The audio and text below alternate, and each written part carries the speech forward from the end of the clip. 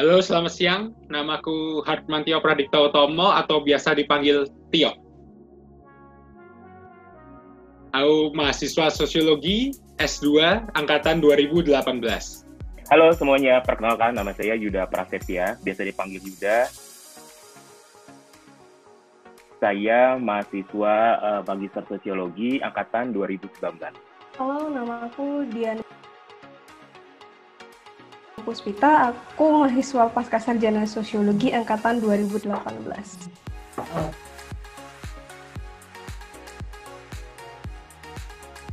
Kalau untuk alasan melanjutkan studi ke jenjang S2, sebenarnya lebih karena untuk melanjutkan proyek studi yang memang sudah dibangun semenjak S1.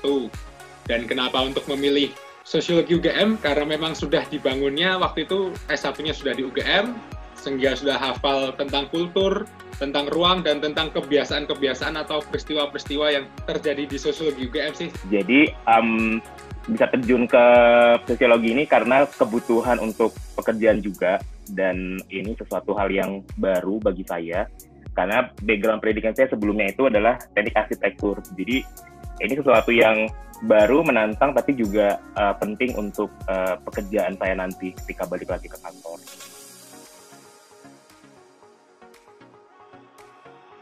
Nggak ada ekspektasi yang berlebih, hanya semacam aku berharap aku bisa mengasah pola pikirku yang sebelumnya udah ada, jadi lebih, kalau S2 kan biasa tuntutannya jadi lebih kritis nih dan lebih analitis. Nah, ingin mengasah itu aja sih, dan berharap materi-materi yang bisa aku dapetin di S2 ini nanti itu berkembang dari apa yang udah aku dapetin dari S1 gitu. Dan memang iya gitu, ada banyak dosen yang ngasih materi yang berbeda, apalagi banyak dosen baru nih di dalamnya. Jadi banyak pengalaman-pengalaman atau insight-insight baru yang sebelumnya nggak aku dapat, terlebih dari dosen-dosen baru itu tadi, kayak gitu.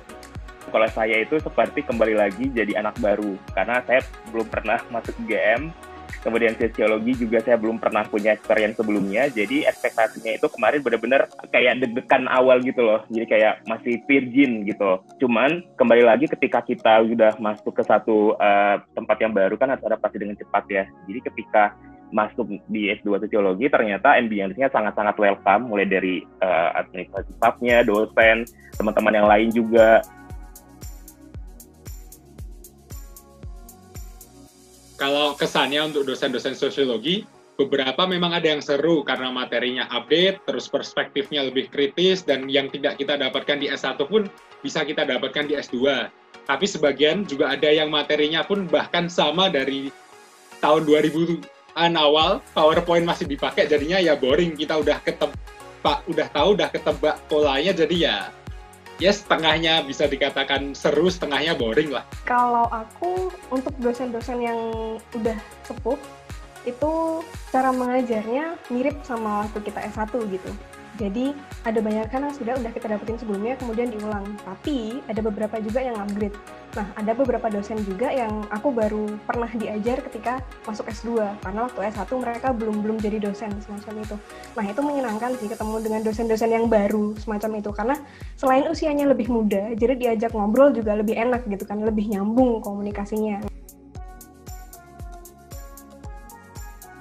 Jelas lebih banyak dari segi jumlah, dan dari segi kualitas juga kita dituntut untuk lebih kritis dan lebih analitis. Nah, kalau untuk susah atau enggak itu sebenarnya relatif sih. Susah atau enggak itu sebenarnya relatif. Tapi kalau untuk dari jumlah memang lebih banyak dan kualitasnya kita tuntut untuk lebih baik kayak gitu. Kalau untuk kualitas dan kuantitas itu jelas pastinya naik dan berbeda dengan S1. Tapi hal itu bisa disiasatin dengan tulisan-tulisan atau tugas-tugas kita itu bisa kita kirimkan ke media-media digital atau platform-platform tulisan digital dan bisa dipublish. Jadi tetap semangat untuk bisa nulis tugas dengan kuantitas yang banyak, kualitas yang bagus, tapi memang ada outputnya yang jelas, nggak cuma sekedar dinilai sama dosen dan kita nggak tahu hasilnya. Kalau sukanya sih kita bisa mengenal pandangan atau perspektif dari orang-orang yang beda generasi. Kan kalau di S1 kita masih sepantaran semua tuh. Tapi kan beda ketika di S2 ada yang lebih muda dan ada yang jauh lebih tua pun juga ada. Jadi bisa keberagamannya perspektif kita lihat dari sana, dapat sih kalau di S2. Dan juga peristiwa belajarnya di kelas jadi lebih intim karena secara kuantitas kan mahasiswanya cuma sekitar 20-an kalau di angkatanku. Kalau dukanya ya jelas dapat materi yang berulang. Sukanya itu karena kita program double degree, kita ada joint course. Kemarin teman-teman dari Melbourne itu datang ke Jogja, ke UGM di bulan November-Desember. Jadi banyak dapat insight baru, perspektif baru dari teman-teman joint course itu.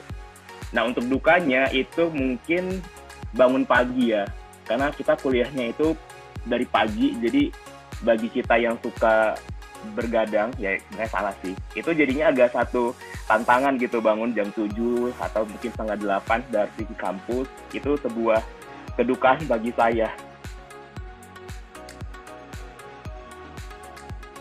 Kalau saya sih ada 3. Yang pertama itu taking note, jadi rajin-rajin mencatat atau merangkum apa yang dosen sampaikan di kelas.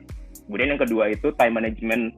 Kemudian yang ketiga tetap have fun gitu. Jadi kalau misalnya waktunya untuk belajar, untuk main pergi dengan teman. Kalau untuk cara bisa survive itu banyakin kita keluar cari-cari kegiatan yang lebih kreatif, semacam diskusi ataupun kegiatan-kegiatan event kesenian gitu sih. Jadi kita bisa tahu sebenarnya teori dan metode atau materi-materinya dosen kita itu sebenarnya relevan atau enggak sih sebenarnya. Jadi kayak kita bisa membuktikan.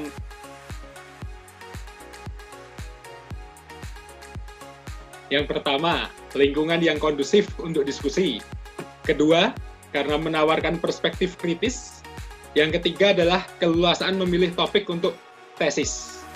Kalau misalnya kita mau punya pengalaman baru untuk ketemu sama orang-orang yang diverse, baik itu dari segi latar belakang ataupun dari usia, kita bisa coba masuk S2. Kemudian yang berikutnya, kalau misalkan kita mau belajar untuk berpikir lebih kritis terhadap satu hal, kita juga bisa coba masuk ke S2 Sosiologi Visipol, karena kita juga akan diajarin nih gimana sih caranya kita berpikir kritis ketika kita harus melihat satu hal. Kemudian yang terakhir, di Jogja ada banyak kelompok-kelompok yang di luar kelompok akademis. Kayak tadi disebutin ada kelompok kebudayaan, kemudian ada banyak organisasi aktivisme juga di Jogja. Yang pertama bagi mereka yang fresh graduate S1 lanjut S2 tapi belum punya pengalaman pekerjaan, mungkin mereka bisa punya pandangan baru gitu untuk satu permasalahan, karena mereka dituntut untuk berpikir kritis, menganalisa dan memecahkan suatu masalah dari perspektif sosiologi. Untuk bagi yang sudah bekerja seperti saya misalnya, masuk sosiologi S2 ini membuka perspektif baru yang seperti kata Badian bilang tadi, bagaimana kita bisa berpikir lebih tajam terhadap suatu permasalahan. Jadi ketika nanti membuat satu kebijakan atau sebuah hasil outcome itu bisa lebih matang, jadi tidak tumpul di ujungnya. Mungkin kalau contoh realnya bisa Pak kasih 2 prospek kerja gitu, yaitu adalah sebagai pekerja kreatif. Misalkan adalah penulis untuk kritik sastra maupun kesenian, dan juga kerja-kerja kreatif di penciptaan kesenian seperti itu. Jadi prospeknya kan bisa diluaskan lingkupnya sampai ke kerja-kerja kesenian, kebudayaan, dan kesusastraan, dan tidak hanya riset-riset ilmiah